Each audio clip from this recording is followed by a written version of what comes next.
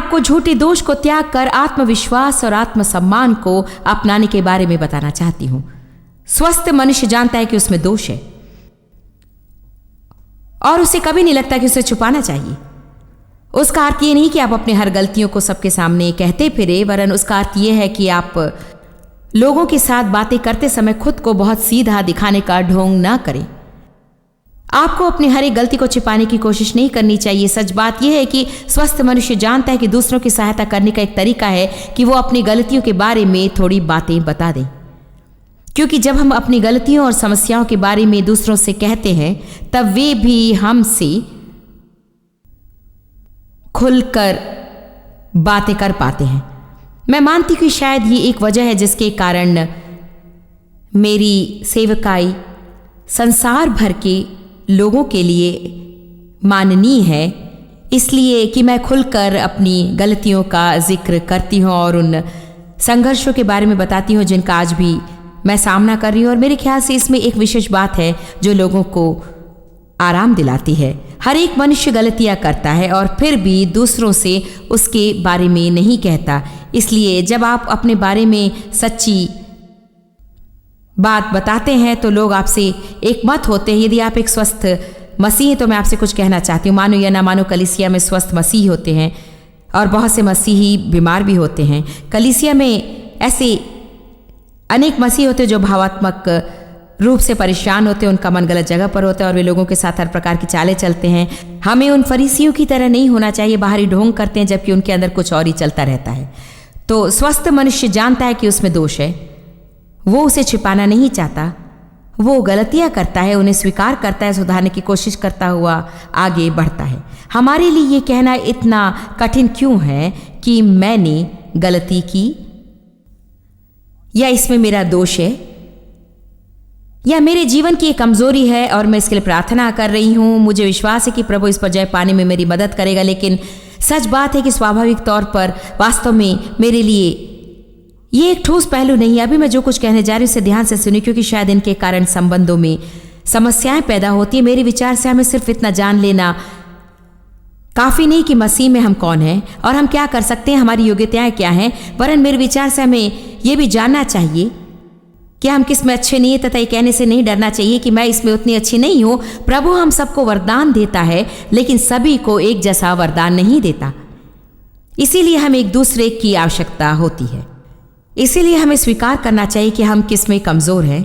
साथ ही प्रार्थना करनी चाहिए कि प्रभु हमारे जीवन में ऐसा व्यक्ति ले आए जो उसमें सक्षम हो, ताकि एक साथ कार्य करके हम एक ही शरीर हो जाए। अक्सर हमारी सेवकाई के सहकर्मियों के साथ हमें एक बात पर संघर्ष करना पड़ता है, ये कि 20 सालों से हम अपनी सेवकाई चलाते आ रहे हैं और कई सालों से हमने बहुत सी परिस्थितियों का सामना किया है जिसमें कोई हमारे साथ कार्य में लग जाता है और एक क्षेत्र में वो अधिक योग्यता रखता है तथा 5 या 10 लोगों का बढ़िया नेतृत्व करता है, लेकिन उसके बाद वो विभाग तेजी से बढ़ने लगता है और उसका विकास होने लगता है और अचानक 10-20 में बदल जाता है, फिर 25, फिर 50, फिर 75 और उसके बाद 100। अब वो व्यक्ति जो 10 का उत्तम नेतृत्व कर रहा था उसमें 100 का नेतृत्व करने का तनाव हो जाता है। सब प्रकार से दबकर अच्छा काम नहीं कर पाता है और तब भी यदि उसे कहा जाए कि वो उनमें से कुछ लोगों को छोड़ दे तथा कुछ उत्तरदायित्व दूसरों को भी दे, हो सकता है कोई दूसरा पद और दूसरा दायित्व ले ले, परंतु हे प्रभु दया कर हम अपना स्थान दूसरों को देना नहीं चाहते। ये सचमुच आश्चर्य की बात है कि हमारे लिए हमारी उपाधि कितनी महत्वपूर्ण है, या हमारा दफ्तर कहाँ है, या कितनी बार हमारा नाम द्वार पर होता है, या हम अपने दफ्तर के किस श्रेणी में गिने जाते हैं। मैंने कुछ लोगों को कहते सुना है, यदि मैं ये काम करूं तो मुझे कैसा सम्मान प्राप्त होगा, क्योंकि वे ये जानना चाहते हैं कि कहीं वे दूसरों से नीचे ना हो जाएं। मैं ईमानदारी से आपसे कहती हूँ, किसी दायित्व को संभालना सचमुच समस्यात्मक होता है और आप ऐसे कार्यों को करने की कोशिश करते हैं जिसमें प्रभु प्रकट हो और कार्य कर सके तथा आपको दूसरे स्तर तक ले जा सके। साथ ही आपको हर प्रकार की परिस्थितियों से गुजरना पड़ता है जहां आप किसी को चोट पहुंचाना नहीं चाहते, खासतौर से उन लोगों के प्रति जो लंबे समय से आपके वफादार रहे हैं। आप नहीं चाहते कि किसी को लगे कि उसकी पदोन्नति की गई है या वो काम नहीं कर सकता है, लेकिन ध्यान से सुनिए कि असल में लगभग कोई भी ऐसा नहीं है जो कह सके कि मैं उच्च कोटि तक पहुंच गया हूं और इससे भी ऊपर उठने का प्रयास मेरे लिए बाधक होगा, यह आपके लिए भी बाधक होगा। वास्तव में आपको अगले स्तर तक ले जाने के लिए मुझ में कोई प्राकृतिक वरदान नहीं, परंतु मैं अवश्य आपकी मदद करूंगी। मैं यहाँ रहकर सक्षम होकर रोशन होना चाहती हूँ और मैं आपके साथ प्रार्थना करना चाहती हूँ कि प्रभु आपको एक ऐसा व्यक्ति दे जो आपको साथ ले चले। इससे हमें पता चलता है कि हम अपने कर्म व अपने पद के द्वारा ही अपनी महत्ता और मूल्य को पाते हैं। प्रभु हमारी उपाधियों से जरा भी प्रभावित नहीं होता है। किसी को तो आज ये समझ लेना चाहिए, क्योंकि हो सकता है आप मेरे लिए काम नहीं कर रहे हैं, परंतु आप कहीं पर काम कर रहे हैं और आप जहां भी काम कर रहे हैं वहां उस वेदना को सहना जरूरी नहीं है। देखिए, पदोन्नति का अधिकार प्रभु के हाथों में है और जहां वो चाहता है हमें वहां रखेगा और जो कुछ वो हमारे लिए करना चाहता है उसे करेगा।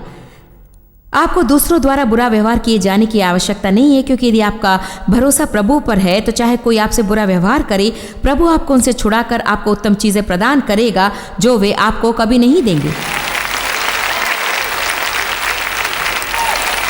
पिछले प्रवचन का अंत हमने अप्रत्याशित उम्मीदों के बारे में कहकर किया था और ये भी कि हमारी सबसे बड़ी समस्या क्या है तथा हमारे रिश्ते नातों के बीच दुख का कारण ये है कि हम प्रभु की अपेक्षा लोगों से उम्मीद करते हैं कि वे हमारे लिए कुछ करेंगे और हमारी मदद करेंगे, वो हमें खुश रखेंगे। बाइबल कहती है कि हम लोगों से ज्यादा कुछ उम्मीद नहीं कर सकते हैं क्योंकि वे हमारा साथ छोड़ देंगे। मैं नकारात्मक बातें नहीं कह रही हूं, मैं ये नहीं कह रही हूं कि आप लोगों पर भरोसा नहीं कर सकते या हर बार उनसे उम्मीदें रखकर निराश होते रहें, लेकिन वास्तव में बाइबल में एक जगह पर कहा गया है, यीशु ने खुद अपने शिष्यों का भरोसा नहीं किया क्योंकि वो मानवीय स्वभाव को जानता था। उसका अर्थ ये नहीं कि उसने उन पर जरा भी विश्वास नहीं किया, लेकिन उसने उन विषयों के लिए उन पर विश्वास नहीं किया जो सिर्फ परमेश्वर का था। कभी कभी हम लोगों से कुछ ज्यादा ही उम्मीद रखते हैं और उसके बाद अपनी कमजोरी के कारण लोग आपको निराश कर देते हैं कि आप बुरी तरह से हताश और कुंठित हो जाते हैं। विश्वास नहीं होता कि आपने मेरे साथ ऐसा किया। हो सकता है आपने समय से पहले पाने की उम्मीद की हो। देखिए, यहाँ फिर से मैं ये नहीं कहती कि ठेस लगने के लिए किसी पर विश्वास करो। मैं अपने पति को देखकर कह सकती हूँ कि 37 साल पहले हमारी शादी हुई, मुझे देव से प्रेम है, लंबे समय से हम साथ हैं। यदि हम में से किसी की मृत्यु होने से पहले यीशु आएगा तो हम साथ ही रहेंगे। परंतु क्या उन्होंने मुझे ठेस पहुंचाई? हाँ। फिर से ठेस पहुंचाएंगे? हाँ। क्या फिर से मैं कभी उन्हें निराश करूंगी? हाँ। कब तक ऐसा चलेगा मैं नहीं जानती, शायद कल या उसके अगले दिन, शायद ये काफी लंबा रहेगा। आप अपने रिश्ते नातों पर यह दबाव नहीं डाल सकते कि यदि आप मुझे हमेशा सुखी ना रखें तो मैं आपको परेशान करूंगी। हमें एक दूसरे को थोड़ा वक्त देना चाहिए। सुनिए, आप में से कोई भी ऐसा नहीं है जिसकी शादी ईश्वर से हुई है। अतः एक इंसान से आपकी शादी होने के कारण उन्हें इंसान बने रहने का मौका दीजिए और पूर्णता की अपेक्षा करते हुए एक दूसरे पर दबाव डालना बंद कर देना चाहिए। किसी तरह से ये कहने में संकोच मत कीजिए कि गलती मेरी थी। सच बात है कि जितनी शीघ्रता से आप कहेंगे गलती मेरी थी, उतनी ही शीघ्रता से आपके रिश्तों में शांति आएगी और आपको आराम मिलेगा। जितनी जल्दी आप कहेंगे जानते हो इसमें मेरा दोष है, मुझे क्षमा कर दो, उतनी ही जल्दी आपके बीच शांति स्थापित होगी, है ना? स्वस्थ लोग जानते कि उनमें गलतियां हैं, वे उसे छिपाना नहीं चाहते, वे गलतियां करते हैं और स्वीकार भी कर लेते हैं। वे खुद को सुधारने की कोशिश करते हुए आगे बढ़ते हैं। मनुष्यों को प्रसन्न करने वाले लोग हैं और मनुष्यों को प्रभावित करने वाले भी। कभी कभी हम लोगों को प्रभावित करने की इच्छा रखते हैं और हम ये नहीं सोचते कि हमारी गलतियों के कारण भी लोग हमसे प्रभावित हो, इसलिए गलतियां करने पर हमें इतना अधिक बुरा लगता है जितना हमें नहीं लगना चाहिए और हम दोष और दंड की बोझ के नीचे दब जाते हैं। कल मैं इसके बारे में सोच रही थी। मैं जानती हूँ कि प्रभु मुझसे प्रेम करता है, मुझे इसका प्रकाशन प्राप्त है और ये भी कि वो मुझे क्षमा करता है। मैंने इस पर काफ़ी अध्ययन किया। यीशु के लहू की सामर्थ्य को मैं जानती हूँ कि यदि कोई पाप या गलती करने पर मैं उसे क्षमा मांगूँ तो वो मुझे क्षमा करेगा। मैं जानती हूँ कि वो उसे भूल जाएगा। पूरब से पश्चिम जितना दूर है वो उससे उतना दूर हटा देगा। और क्या आप जानते, कभी कभी मुझे लगता है, मैं झूठ नहीं कह रही हूँ, सचमुच मैं मानती हूँ कि कभी कभी जब मैं कोई गड़बड़ या गलती कर देती हूँ तब मुझे प्रभु की अपेक्षा लोगों का डर रहता है कि वे क्या सोचेंगे, क्योंकि मैं प्रभु के गुण को जानती हूं। मैं जानती हूं कि वो मुझे क्षमा कर देगा, जानती हूं कि वो दयालु है, परंतु मनुष्य ईश्वर की तरह नहीं है कि हर बार क्षमा करने व उन बातों को भूल जाने को तैयार रहेंगे। अच्छा, वे जो भी सोचे मैं उसके लिए कुछ नहीं कर सकती, इसीलिए इसे में भलाई है कि मैं इस बात की परवाह ना करूं कि वे क्या सोचेंगे।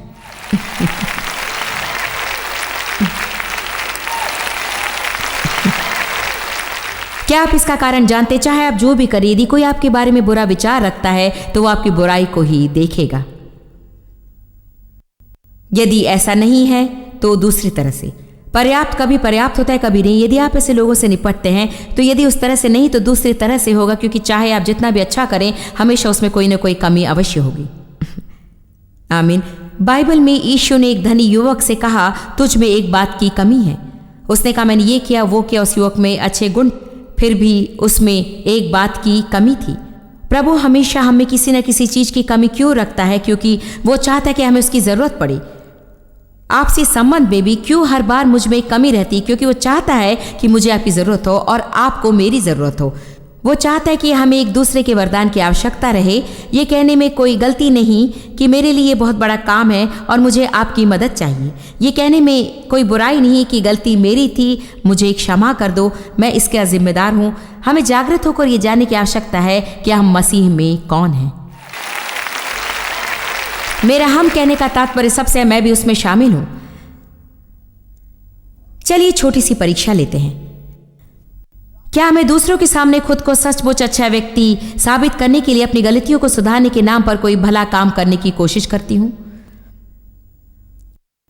जब मैं कोई गलती करती हूं या कोई भूल हो जाती है, तब परिहार के रूप में क्या मैं और अधिक भले कार्य करने लगती हूँ, या प्रभु के नाम पर कुछ करती हूँ, या अधिक समय प्रार्थना करने लगती हूँ और अधिक वचन पढ़ने लगती हूँ, या किसी बूढ़ी महिला को सड़क पार करने में मदद करती हूँ सिर्फ इसलिए कि मैं ये साबित कर सकूं कि जितनी बुरी मैं दिखती हूँ वास्तव में उतनी बुरी नहीं हूँ, या लोगों को बता सकूं कि सचमुच मैं बहुत अच्छी हूँ, वास्तव में मैं उतनी बुरी नहीं जितना कि आप सोचते थे। अच्छे कार्य करने में कोई खराबी नहीं है, लेकिन जैसा कि कल हमने देखा था, हमें अच्छे उद्देश्य से उन्हें करना चाहिए।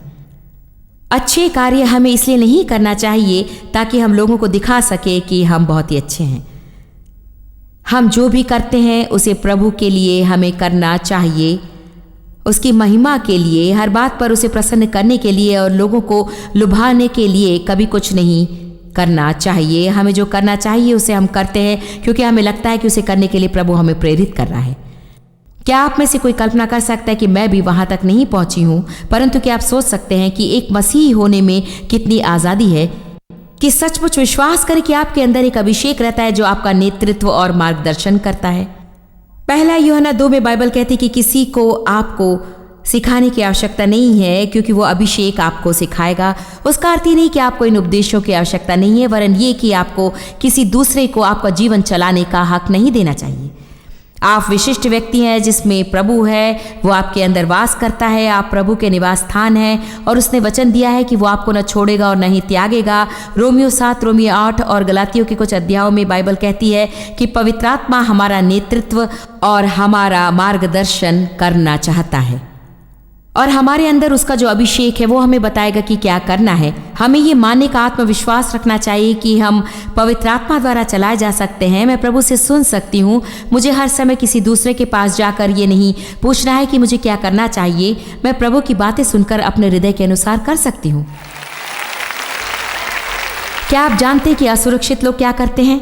वे पूरे मन से विश्वास करते हैं कि प्रभु ने उनसे कहा है, परंतु वे 4 लोगों से पूछते हैं कि क्या वो ठीक है। जानते हैं उसके बाद क्या होता है? कोई तो मुझे बता सकता है कि क्या होता है? उसके बाद आप असमंजस में पड़ जाते हैं क्योंकि वे चारों व्यक्ति, चाहे वे जितने भी धर्मी हो, उन्हें प्रभु की आवाज सुनने का विशेष वर प्राप्त नहीं है।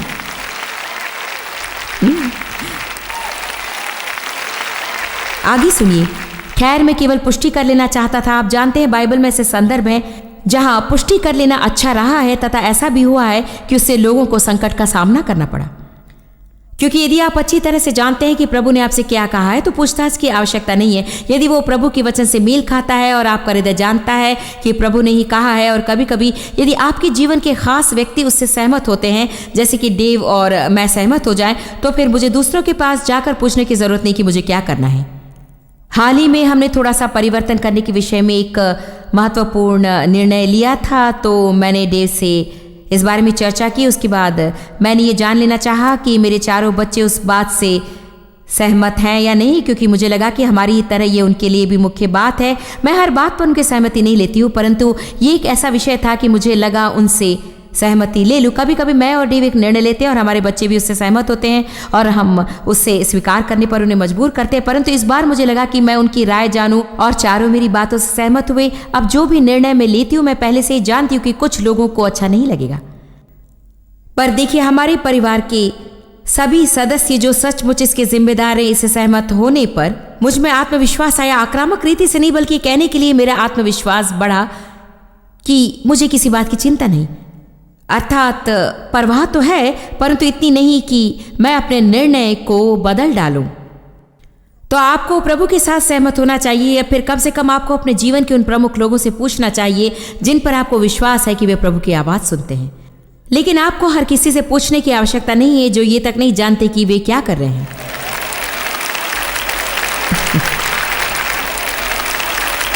और ये वास्तव में एक दुखदाई बात है। अधिकांश समय हम ये नहीं जानना चाहते कि वे क्या सोचते हैं। सचमुच हम ये जानना नहीं चाहते कि उनके विचार क्या है। हम चाहते हैं कि वे कहें कि हम ठीक हैं।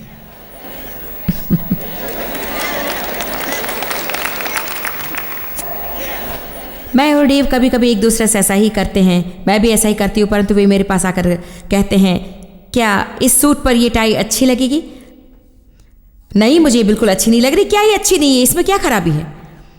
ऐसा है मानो यदि आप चाहते हैं कि मैं अपने विचारों को ना कहूँ तो मेरे पास आकर कुछ मत पूछिए।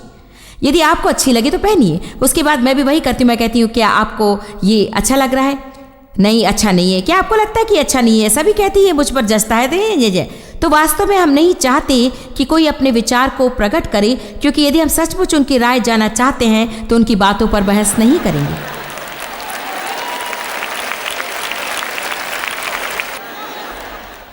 वास्तव में हम चाहते कि कोई कहे, वाह कितना बढ़िया है, तुम सुंदर दिखती हो, तुमने अच्छा रंग चुना है, तुम बहुत प्यारी हो। मैं बहुत ही अच्छा प्रचार करूं, जितना कि मैंने सोचा भी नहीं था।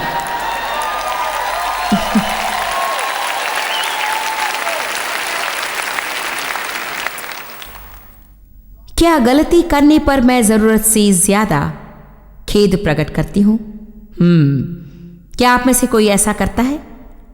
जानते हैं, कभी कभी ऐसा है कि यदि मैं किसी से ऐसा करूं तो ऐसा लगता है, ठीक है तुमने पहले से ही 4 बार माफी मांग ली और 8 दिन के लिए इसे करने की जरूरत नहीं है। ये लगभग ऐसा है कि यदि आप उसे सिर्फ जारी रखते हैं और जारी रखते हैं और जारी रखते हैं और जारी रखते हैं, जारी रखते हैं, तो समस्या की ओर ध्यान खींचता चला जाता है। माफी मांगना बड़ी बात है। मेरे ख्याल से माफ कीजिए, भूल हो गई जैसे पद छुटकारा दिलाते हैं, लेकिन मुझे नहीं लगता कि हमें ऐसा बार बार और बार बार कहते रहना चाहिए। क्या मैं तब भी खुद को दोषी मानती हूं जब कोई मुझे माफ कर देता है? जब कोई आपसे कहता है, अरे मैंने तुम्हें क्षमा कर दिया है, तो वहीं पर उसे छोड़ देना चाहिए। आमीन। जब लोग मेरा न्याय करते हैं या मुझसे प्रसन्न नहीं होते, तब क्या मेरा दिमाग खराब हो जाता है? सच मुझे बड़ी बातें हैं ना। यद्यपि कोई चुनाव करते समय मुझे अपने मन में लगा कि वो सही है, यद्यपि मैं जितना हो सके प्रभु की बातें सुनी और पूरे मन से विश्वास किया कि प्रभु ने ही कहा है, फिर भी ये व्यक्ति आकर कहता है मैं इससे सहमत नहीं हूं, तब क्या मैं दुखी होती हूं? मेरा मन निराश और कुंठित होता है। ये बड़ी गंभीर बात है। मैं अपने आप से ज्यादा उम्मीद करती हूं, इसीलिए मैं सदा असफल होकर उसका दोष अपने ऊपर ले लेती हूं।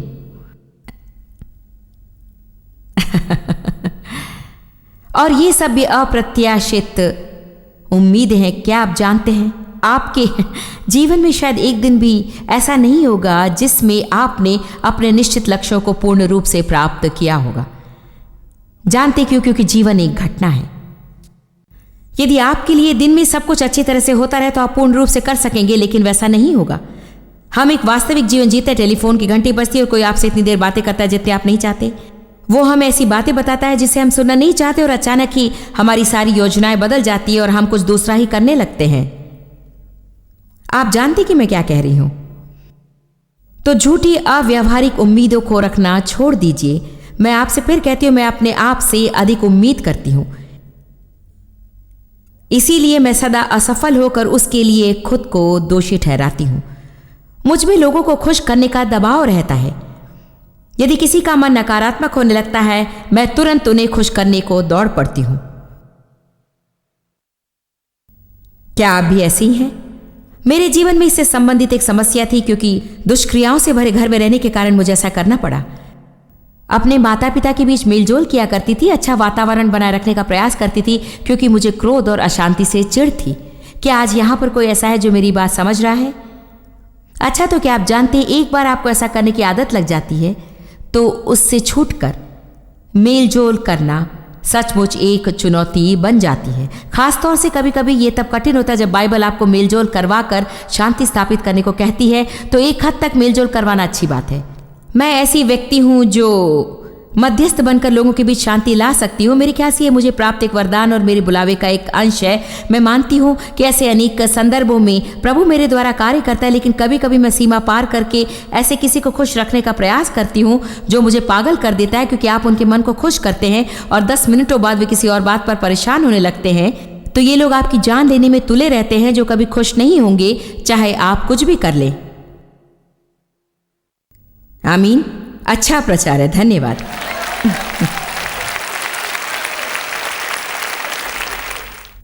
मैं कहती हूं मसीहियों को दोष भावना के साथ नहीं रहना चाहिए। इस बात को मैं आपको इस तरह से स्पष्ट करना चाहती हूं कि आगे कभी हमें खुद को दोषी नहीं ठहराना है क्योंकि हमें धार्मिकता का वस्त्र धारण करना चाहिए। हमें शांति के न कि परेशानी और हताशता के जूते पहनने चाहिए। जब मैं चिंता, परेशानी और दुख के जूते पहनती हूं तो लगता है कि मैं छोटे नाप के जूते पहन रही हूं। आज मैंने सोचा कि किसी और के नंबर 5 के जूते पहनूं और अपनी बात समझाने के लिए आपको चलकर दिखाऊं, लेकिन आप समझ सकते हैं कि मैं उनमें कितनी मूर्ख लगूंगी और शायद मुझे कितना कष्ट होगा और शायद मैं ठीक से चल भी ना पाऊं। देखिए, बाइबल हमें मसीही चाल के बारे में समझाती है कि हमें यीशु में चलना चाहिए, प्रेम में चलना चाहिए, शांति का हमारा चलन हो। देखिए, जब आप ऐसी चीजें धारण करते हैं जो कि क्रिस्त में न जन्म के कारण हमारे नाप की नहीं, क्या आप समझ रहे हैं, तो हमें असुविधा होती है और कुछ भी सही नहीं लगता है। हम यीशु में नहीं चल सकते हैं, इससे परेशानी होती है, दर्द होता है और हमारा जीवन बिखर जाता है। ईमानदारी की बात बताऊं, अगर मैं ऐसे कपड़े पहनूं जो 2 साइज छोटे हैं, लोग ऐसा करते हैं क्योंकि वे ये नहीं दर्शाना चाहते कि वे मोटे हो गए हैं। मैं इस हद तक पहुंच गई हूं कि जैसे जैसे मेरी उम्र बढ़ेगी उतना ही आराम मुझे चाहिए।